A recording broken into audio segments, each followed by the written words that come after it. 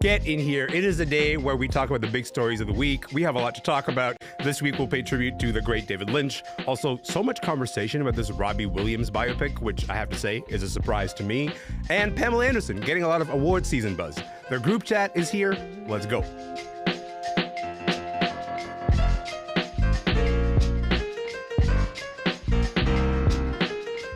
I'm Elamin Abdelmahmoud, and this is Commotion. Look, imagine how good you have to be, how singular you have to be, that they turn your last name into an adjective. The word is, of course, Lynchian, and it means something very identifiable to a lot of different people. It means surreal or haunting or creepy. Actually, Vanity Fair described it as weird, creepy, and slow. That's the description for what Lynchian means. Maybe you can hear what I mean. Here is a scene from David Lynch's Oscar-nominated film, Mulholland Drive. You're in both dreams. And you're scared. I get even more frightened when I see how afraid you are, and then I realize what it is.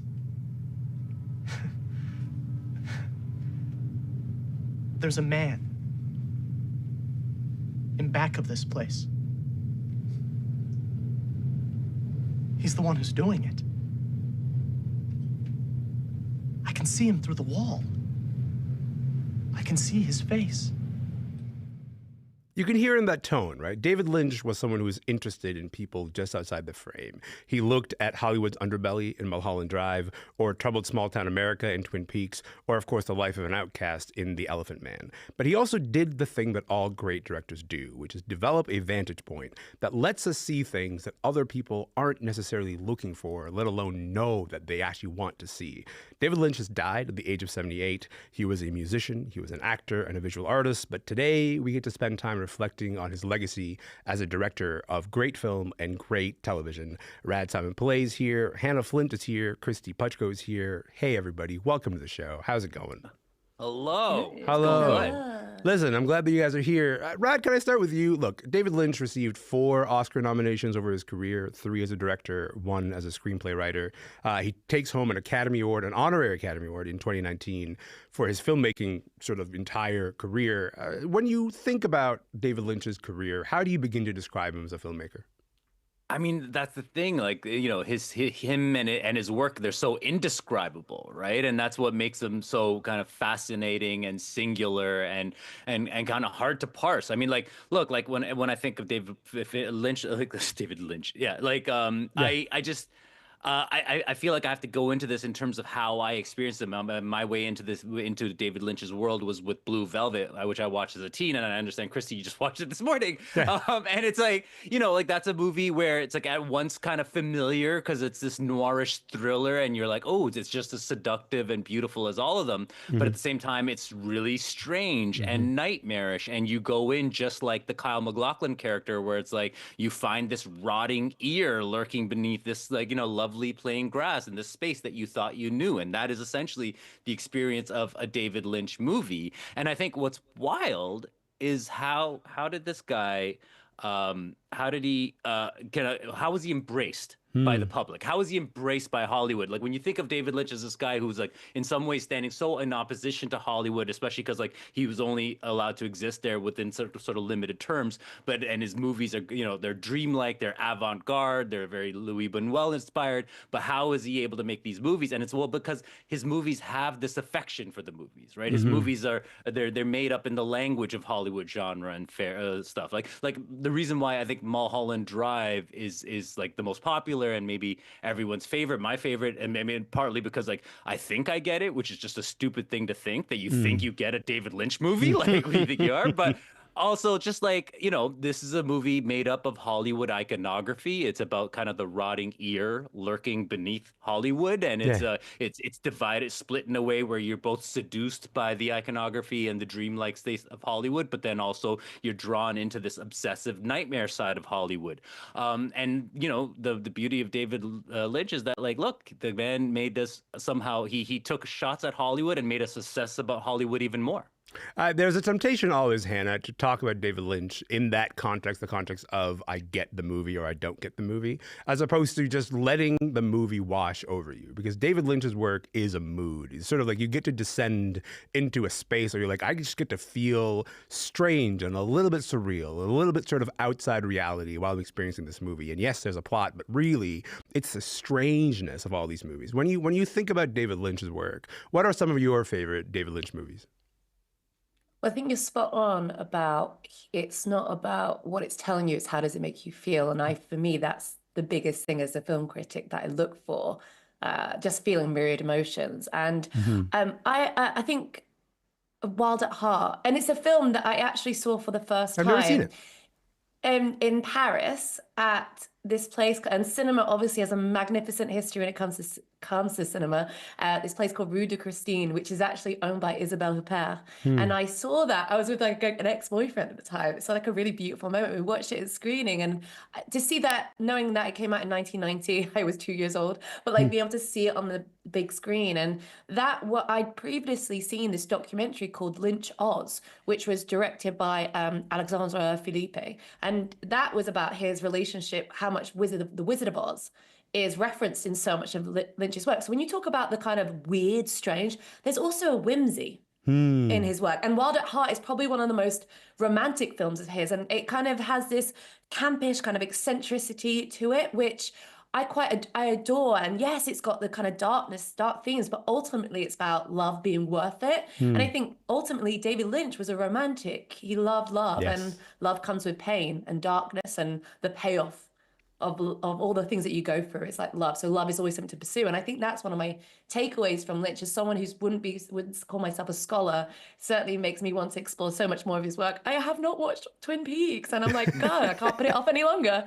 Yeah, I have to say that like that description of David Lynch as a romantic rings true for me from the work that I've seen of David Lynch's work, because there is something about the way that movies sort of tend to cover love, and then there's something about how David Lynch talks about it as this sort of like weird pursuit of the weird parts of you, and sort of being willing to expose the parts that you have a very difficult time making vulnerable. And he did, and he made them stranger and stranger and stranger, all is sort of in pursuit of the same kind of romance. And there's something really compelling about the way that he frames that.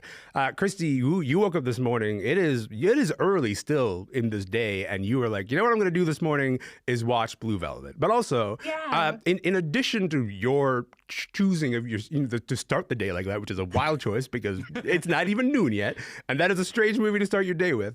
I think there's something about the ways that David Lynch's work kind of becomes a phenomenon. And like, Hanna just referenced Twin Peaks. Twin Peaks is, of course, one of those legendary TV shows that has also become a phenomenon. Do you want to talk about the impact of like David Lynch on pop culture, maybe through the size of the phenomenon that was Twin Peaks?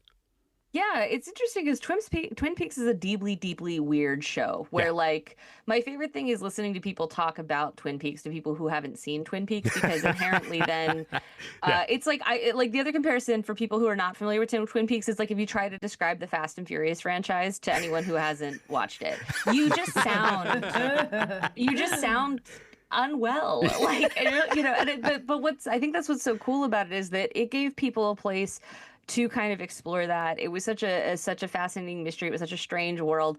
But as has been laid out already, I think what's so fascinating about Lynch is that, the things people talk about are all the weird stuff and all the dark stuff, and like Hopper with the gas mask and like the ear and that's all very valid. But what I was so struck by watching Blue Velvet this morning is that like it's actually a very sweet story about this like young man who like finds this ear and then wants a little taste of adventure and kind of uncovers a side of his town he didn't realize existed. And what's so fascinating is, like, as dark as that movie gets, there's still an inherent sweetness in his relationship with Laura Dern. And that persists in all of these things, where there's always a core of, no matter how dark they get, David Lynch believing in love and believing in an authenticity of kind of like, and I think that's part of why he's so influential. I think he told a lot of people, in various ways, like, let your free flag fly, find your people. And like, I'm seeing what I thought was really affecting is seeing on social media people reacting. I kept kind of seeing the same clips getting shared again, the same quotes of like, focus on the donut, not the hole, which like you can parse that however you want. But I feel like that's something about focusing on like the thing that feeds you versus the thing that might, detract from you. But then also like fix your heart. I'm seeing all over. I mean, I'm on very queer spaces online. David Lynch sort of playing in that moment. Sort of David Lynch is in the show and he's sort of yelling, "Fix your hearts or die." He is talking to a trans character and saying like, "I know your coworkers might be giving you a hard time about this," and I told them, "Fix your heart or die." Mm-hmm. And like, I think to have not just to have a character say that, but to have his character say that was a really powerful way of saying, like, that opening your heart is essential to living. Mm-hmm. That's it. Mm-hmm. Period. And like, I think that that's what's so fascinating is, we talk about Lynchian and it's like, it's slippery, it's surreal, it's kind of twisted, but there's such a sweetness in it. Like there's such a radiant sweetness at the core of all these psychosexual things. Like, and I think it's Wild at Heart I also love. I'm glad you brought that up because like that was one that I watched and I was just like, I feel really connected to this. I don't know. Yeah. And like Nicolas Cage in that, he said in the past, he's like, that's the most like romantic role. And I love that. This person, he's kind of like Tom Cruise on that sofa, jumping up saying, I love, what's her face? Oh God, what's her name again? Katie Joey. Holmes. Yeah. Yeah. And it's Katie Holmes, that's it. And I'm like, that's that kind of unbridled romance and love. And we're such a fear-based culture at the moment where people are so scared of putting themselves out there. Mm-hmm. And I think Lynch is a reminder of like the risk will always be worth the reward. Right. And the weight, right? The weight of sort of like keeping yourself from the world and keeping yourself from people, that will always fix your hearts or die, like, which is to say, like, you will have a harder time not showing up as yourself. And like, that's the through line of David Lynch's work. You will always have a harder time not showing up as yourself than if you just say, this is my weird, broken self. Do you think maybe you can love me? I'm like, to make that a through line of an entire career, that in and of itself is, I think, an accomplishment. I got to leave it there on David Lynch, but also I just want to say the quote that you mentioned about the donut and the holes. David Lynch's family, they shared the statement, and the statement was, there's a big hole in the world now that he's no longer with us, but as he would say, keep your eye on the donut and not on the hole. David Lynch was 78 years old. I'm Elamin Abdelmahmoud, and this is Commotion. With me are film critics Rad Simonpillai, Hanna, Flint, and Kristy Puchko. We're going to shift gears because I want to talk about this movie called The Last Showgirl. It stars Pamela Anderson. She plays a woman named Shelley. She's a dancer in her 50s. She's been at the same Las Vegas show for decades. It is one of those sort of classic big shows with big feathers and a lot of rhinestones. And yes, there's a bit of nudity in this movie. So the movie begins, and Shelley and some of her fellow showgirls find out that the show is being canceled and is being replaced with a circus. Have a listen to this clip. Who puts money into a circus that's not Cirque du Soleil, right? That's dumb. I knew when we started sharing our theater, when they started taking over our Thursday, Friday, Saturday shows, it was a bad sign. No shit. And also, no, you did not. Yeah, I did. Hey, Totally wait. did. No, you didn't. You guys, our show is legendary. It is, but Razzle Dazzle, it's old. It's the last show of its kind on the strip. That's what makes it so special. The fact that it's the last one. It's a show. It's costumes. Sets. Look, it is a dinosaur, Shelley. Rad, how does that scene sort of set up the rest of the movie, The Last Showgirl there?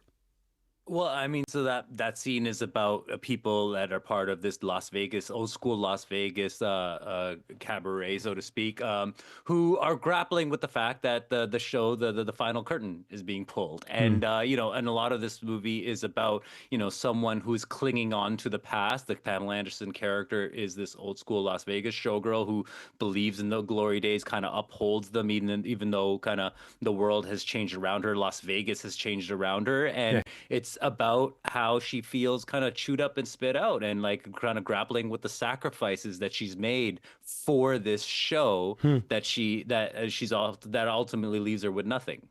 Hanna, do you want to talk? I know this movie fell a little bit short for you. Do you want to talk about why it didn't quite work for you? I think it's because there seem to be so many gaps in the narrative where it kind of starts off well. You get introduced to this character, Shelley and Pamela Anderson. You know, I feel like there's so much about that character that's very much riffing on her own history with kind of her career, acting career. But they kind of introduce supporting characters like Jamie Lee Curtis as the kind of best friend who used to be in the Razzle Dazzle. Then there's this sort of there's a kind of younger kind of child who's like a surrogate daughter who's looking up to the kinship character. Then Brenda Strong playing like, I guess, a token mid-age best friend. And then Billie Lourd's playing the daughter that she kind of gave up to pursue this career. And those elements were there at the beginning, the building blocks were there, but by the kind of final act, it gets this kind of culmination of it. And you're kind of, well, wait, hold a second. How do we get here? We've skipped ahead. You haven't shown me the working. You show me the kind of resulting answer, but I haven't seen the kind of the depth or the kind of the character work. Or, a perfect example is like Jamie Lee Curtis. He does this amazing scene where she kind of dances to, I think the song is Total Eclipse of the Heart, right? And she just steps up on stage and you see her doing it, but there's no context to, well, is she allowed to step up on the stage? Is there something about it that's going on? What are just the like stakes that of little that? bit. Yeah, just like give me a little bit to say, right, well, someone's saying you can't go upstairs, but she goes on stage. So it puts in these lovely images, and there's a lot of filler in this film with Pamela, Jamie, and Billy just looking around. Hey, look at Las Vegas. And with music and kind of very visual, romantic, whimsy kind of coloring and grain. Yeah. And I just felt like, oh, it hasn't earned this ending. And I feel like I was kind of, I think I wanted more from that. So it felt like a real first draft for me as a script rather than a final one. I think the standout conversation, Kristy, about this movie has been about the rave reviews that Pamela Anderson's gotten. I've heard some conversations about the movie. I've heard a lot of conversations specifically about Pamela Anderson here. So can you just talk a little bit about what makes her kind of uniquely suited for this specific role? I think she's very good in the role for first off. I mean, you can hear her. I think there's even something to that kind of breathy baby voice that we think of when we think of Pamela Anderson that gives you an instant. I've never done that before. Incredible impression. I was like, did Pamela Anderson just step into That's wild. Okay, continue. Sorry. I'm really excited about that. Yeah. But I think that speaks also to a kind of era and to an era of femininity and sexuality that the character speaks to, but also that Pam speaks to. That like when she came up, she was this sex symbol with big boobs and big blonde hair and the big blue eyes and like eyelash extensions and the whole thing. And like to watch her take on that part, it feels like it's like The Substance and Demi Moore, where you're like, she knows what it is to have been lauded as this like sexual icon and then essentially slowly forgotten. And I think it's interesting because we also see the flip side of that, where Pamela Anderson now like goes out and doesn't wear makeup, doesn't care, is like casual about it, is talking about how she loves David Lynch in the Criterion Closet. I like that we get to see this side of her that we definitely weren't seeing in the 90s and 2000s. But I think that also feeds into how powerful it is to watch her in this role, where you're watching someone look back on their life and go, what if it wasn't as glamorous as I remember it? Like, because it seems like as you watch the film, which I agree that I think it's thinly written, but that kind of worked for me because I feel like it allows us to kind of fill the gaps as we see fit. And like, I like that it felt like she kept focusing on the work. And why is that? I feel like it's left kind of ambiguous. Is it because it thrilled her to be on that stage and that she lost everything, including connection with her daughter? But it's like to keep plugging ahead. Like, I mean, I think some of the people in this room might be able to relate to this. Like sometimes you get in the flow, especially when you're like a freelance writer. I'm not anymore, but I was for a long time. Yeah. And it's like you just keep being like, I need to do the next thing. I need to do the next thing. And I can see that mindset of like, I need to focus on the next show. And then all of a sudden 30 years have gone by and you're like, what have I built? And I think it's interesting to watch Pamela do that because whether or not we're thinking about it consciously as we watch her, you are thinking about that. But like, where is Pamela now and what do we think of her? And I think her story is certainly happier than Shelley's, but I think having that familiar face in this space where she's being told over and over again, you're too old, it's not going to work. Like, I think our empathy is inherently enhanced because of our context of her outside of the film. I want to move on because I definitely want to make time for our next conversation topic. My name is Elamin Abdelmahmoud, and this show is called Commotion. Rad Simonpillai is here, Kristy Puchko is here, Hanna Flint is here, and it is time to talk about A Better Man. It is a biopic of the UK pop star Robbie Williams. Have a listen to the trailer. I'm Robbie Williams. I'm one of the biggest pop stars in the world. This is my story. but I'm not going to tell it in an ordinary way because I don't see myself how others see me. For the next 2 hours, your ass is mine! To be honest, I've always been a little less evolved. Okay, one thing that I should probably mention at this point in the conversation is that the character of Robbie Williams is portrayed by a CGI chimpanzee, and Robbie Williams, plays the voice of that character. We are making wild, creative choices. Kristy, why did Robbie Williams need to be a monkey in this movie, do you think? I mean, I think it's actually really smart. I think it breaks us from the biopic box that goes like the person has to look like the person and they have to sing like the person and they have to, and like your brain gets stuck in this uncanny valley of anytime they don't quite look like the person, you're like and like by being like it's a chimp. Get over it. Yeah, that's gone. And two, it allows us to understand how it felt for Robbie, where he essentially says, like, I felt less evolved. He said on the press tour, I felt like a dancing monkey at times. And by making that literal, like, it's everybody else in it is human. Nobody calls him a monkey or anything during the movie, but it's like the concept is he's always aware that people think of him as less than, and you're always seeing him as just feeling like he is a novelty, he is the gimmick, he is the dancing, no matter how successful he is. And I found that so effective. And like the combination of the performance that that Jono gives and Jono, I'm sorry if I get his name wrong, but and then combined with the Weta animation that built the monkey, I was shocked at how effective I found this. Like, I was like weeping, I was cheering. Yeah. And I thought it was a really smart way to get past that kind of austere concept of a biopic and break through to do something that's more inventive and a little wild. Well, especially contrasted currently with like the Timothée Chalamet playing Bob Dylan, which is also currently in theaters, A Complete Unknown. Rad, I gotta say, like, this is a movie, A Better Man, that like bombed in the box office in North America. You expected to hate it. I expect to hate it. I've not seen it yet, but I've seen the reviews and everybody's kind of coming out being like, no, this is maybe one of the best movies of the year. How did it change your mind? How did you go, you know what? Actually, the Robbie Williams chimp movie, it kind of slaps. How did it change your mind, do you think? Look, like I was like turning this movie on, I was dragging myself to it. A, because I didn't know who Robbie Williams was. Oh my God. Like, you know, when I first heard of this movie, it's like, okay, it's fine. Like, they made a movie about the guy that sings blurred lines. I was confused. I was confused. Like, no! So that's where I was. Rad. Okay. Okay.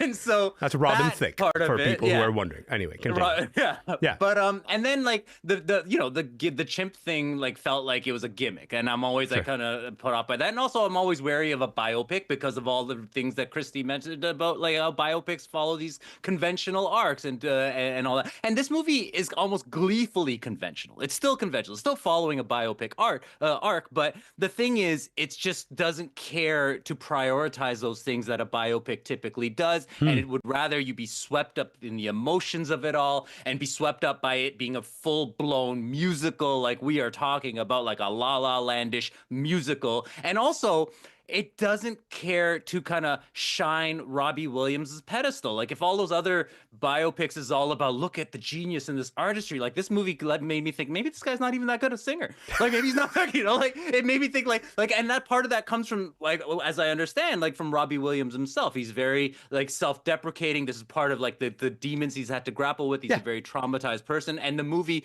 was so much more interested in his traumas and how he grappled with them and how he's the villain in his own story. And a lot of his troubles are of his making. It wanted to follow that emotional arc, and so at a certain point, I just got swept up by it, and I felt it. That's what you want. You want a movie that's going to actually sweep you up. Also, since it is a musical, let's hear a bit of the music.